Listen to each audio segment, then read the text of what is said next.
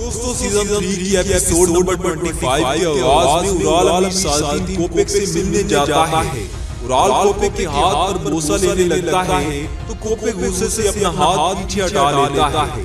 سالدین kopek نے اپنے ہاتھ میں ایک اعزاز پکڑا ہوتا ہے جو سلطان علاؤالدین نے ارطغرل کے لیے بھیجا ہوتا ہے۔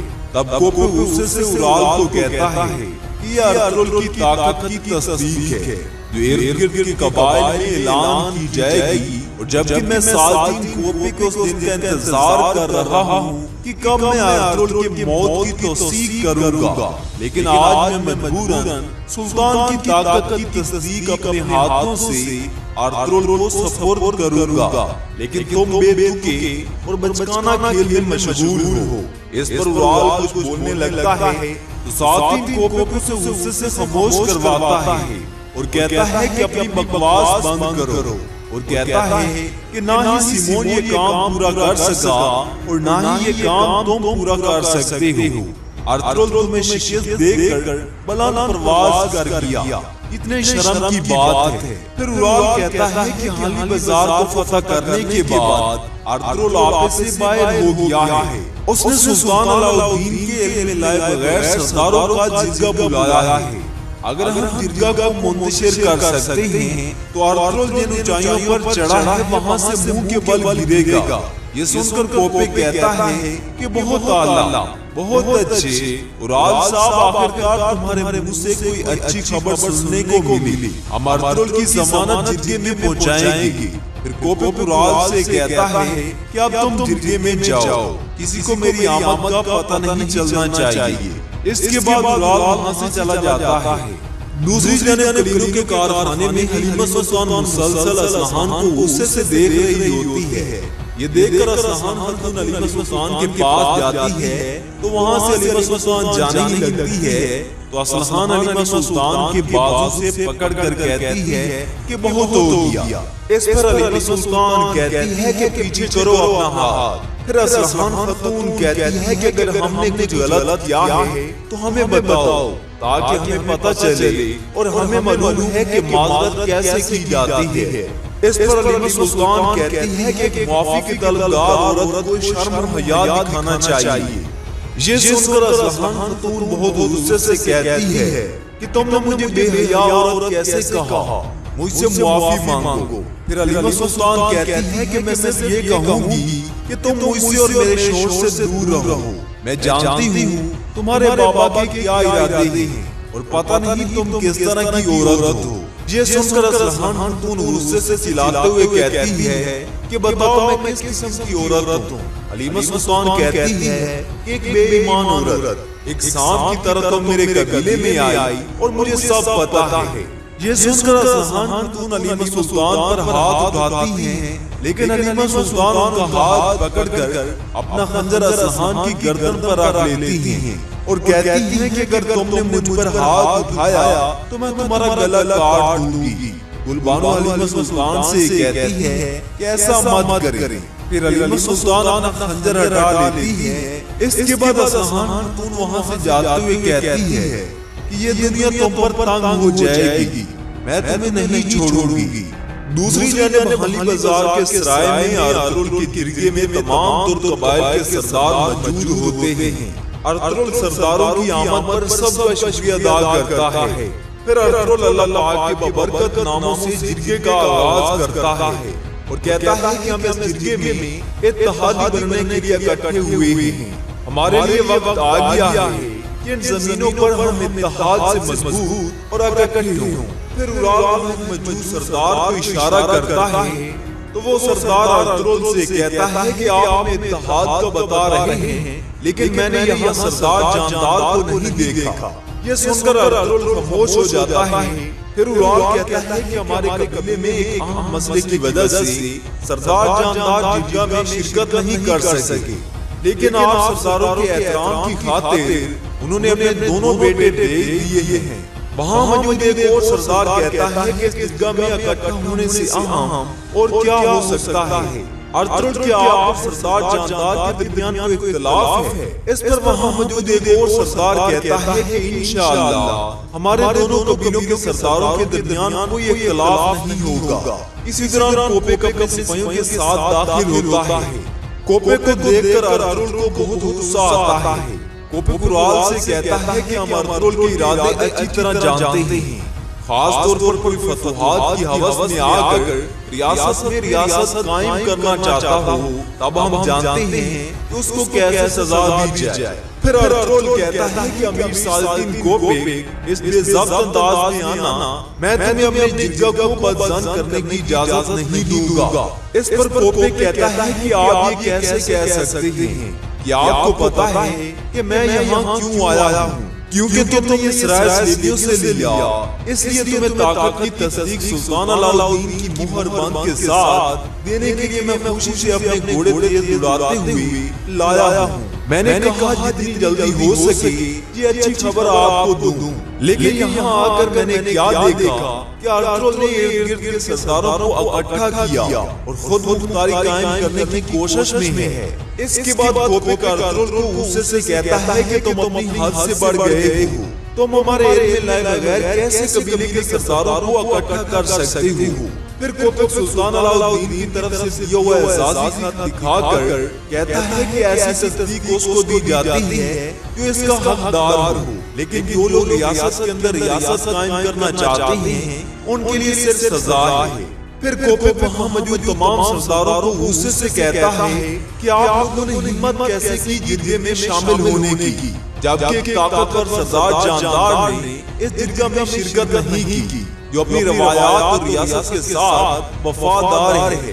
तुम लोगों को शर्म आनी चाहिए। इसके बाद कोपेक वहाँ से जाने ही लगता है तो अर्तुगरुल उसे आवाज देकर कहता है कि कोपेक, मैं सुलेमान शाह का बेटा अर्तुगरुल हूँ। जैसे मैं अपने ईमान पर कायम हूँ, इसी तरह मैंने कभी अपने अमीर के अहकामात की नाफरमानी नहीं की, लेकिन जिस रास्ते को मैं दुरुस्त समझता हूँ मैं उस रास्ते से कभी भी पीछे नहीं हटूंगा।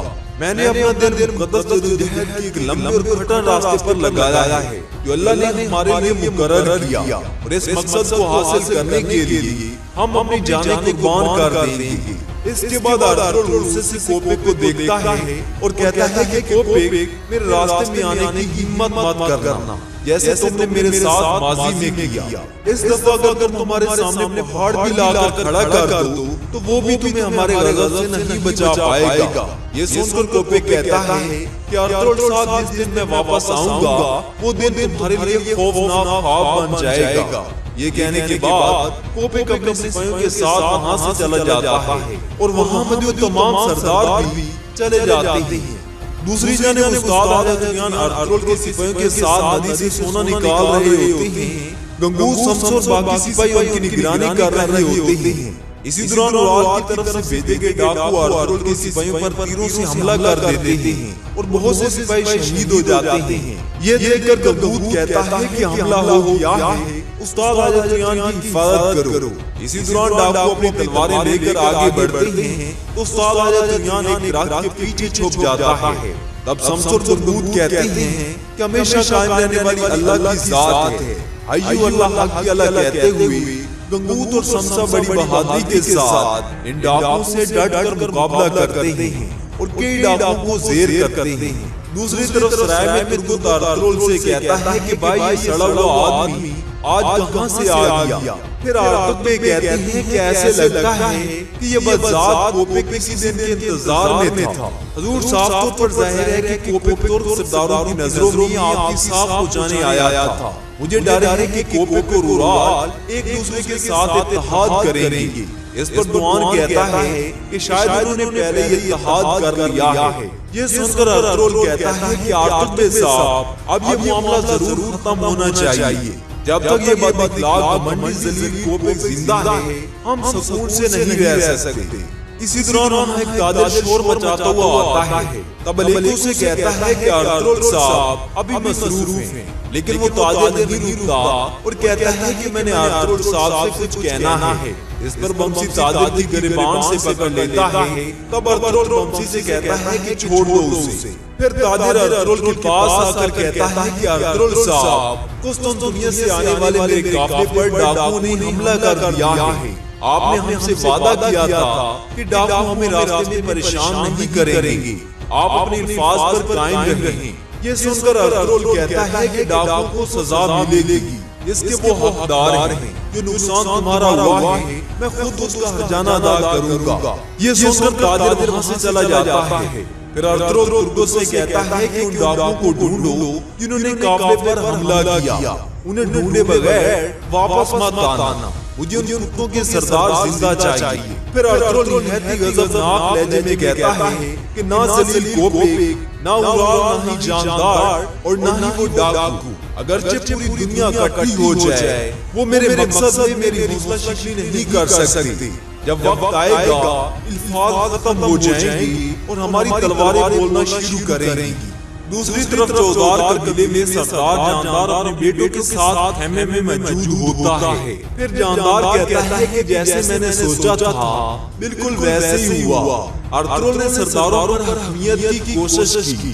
یہ سن کر اورال کہتا ہے کہ بابا آپ نے درگاہ میں نہ جا کر ارطغرل کا کھیل بگاڑ دیا۔ کوپیک نے سلطان کی طرف سے دی گئی طاقت کی تصدیق ارطغرل کو نہ دے کر تمام سرداروں کے سامنے رسوا کر دیا۔ پھر جاندار کہتا ہے کہ جس کا ارطغرل حقدار تھا اسے مل لیا، اور میں اس ارطغرل کو اپنے جوتوں کے نیچے پیسا ہوا دیکھوں گا۔ یہ سب سن کر الیار کو بہت دکھ ہوتا ہے۔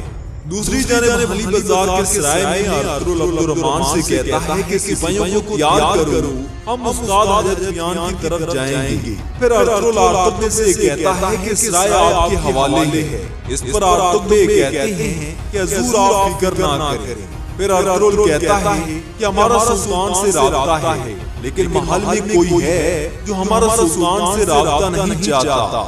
انہیں ہماری ملاقات کا علم تھا، انہوں نے ہم پر پیچھے سے حملہ کیا اور سلطان کے جاسوس کو شہید کر دیا۔ یہ سن کر ارطغرل کہتے ہیں کہ اللہ اس کی شہادت قبول کرے، کیا شہید ہونے سے پہلے اس نے پیغام آپ تک پہنچا دیا تھا؟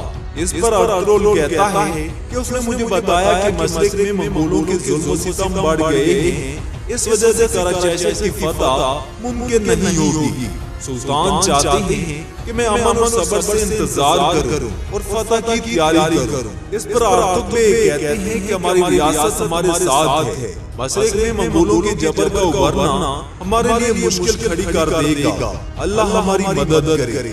اسی دوران وہاں حلیمہ سلطان آتی ہے تو ارطغرل وہاں سے چلے جاتے ہیں۔ حلیمہ سلطان ارطغرل سے کہتی ہے کہ حضور آپ نے مجھے بلایا۔ اس پر ارطغرل کہتا ہے کہ کارخانے میں اصلحان خاتون سے آپ کا جھگڑا ہوا تھا۔ حلیمہ سلطان کیا یہ سچ ہے؟ پھر حلیمہ سلطان کہتی ہے کہ حضور میں نے اصلحان خاتون کو وہ الفاظ کہے جن کو سننے کی وہ حقدار تھی۔ پھر ارطغرل غصے سے کہتا ہے کہ آپ ایک قبیلے کے سردار ارطغرل کی بیوی ہو اور آپ کو نہیں معلوم کہ میں جو بھی فیصلہ کرتا ہوں اس میں قبیلے کی بھلائی ہوتی ہے۔ حلیمہ سلطان کہتی ہے کہ حضور میں جانتی ہوں۔ ارطغرل کہتا ہے تو پھر اصلحان سے مناسبت سے پیش آؤ۔ پھر حلیمہ سلطان کہتی ہے کہ اچھا تو حضور آپ نے ہمارے قبیلے کے مستقبل کے بارے میں کیا فیصلہ کیا ہے؟ ارطغرل کہتا ہے کہ ظاہر ہے میں نے جاندار صاحب کی پیشکش مسترد کر دی۔ یہ سن کر حلیمہ سلطان خوش ہو جاتی ہے۔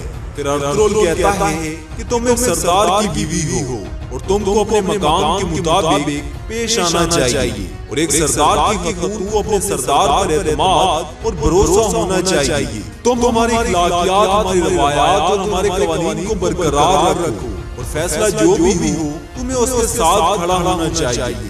یہ کہہ کر ارطغرل وہاں سے چلا جاتا ہے۔ دوسری طرف ندی پر ڈاکو اور ارطغرل کے سپاہیوں کے درمیان جنگ جاری ہوتی ہے۔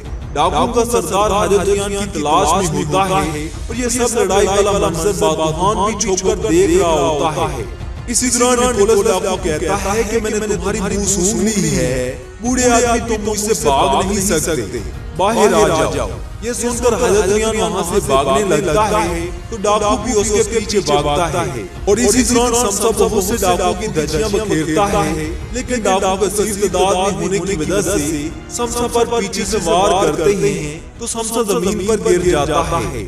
اس کے بعد بندوق اکیلا ڈاکو کے ساتھ بڑی دلیری سے مقابلہ کر رہا ہوتا ہے۔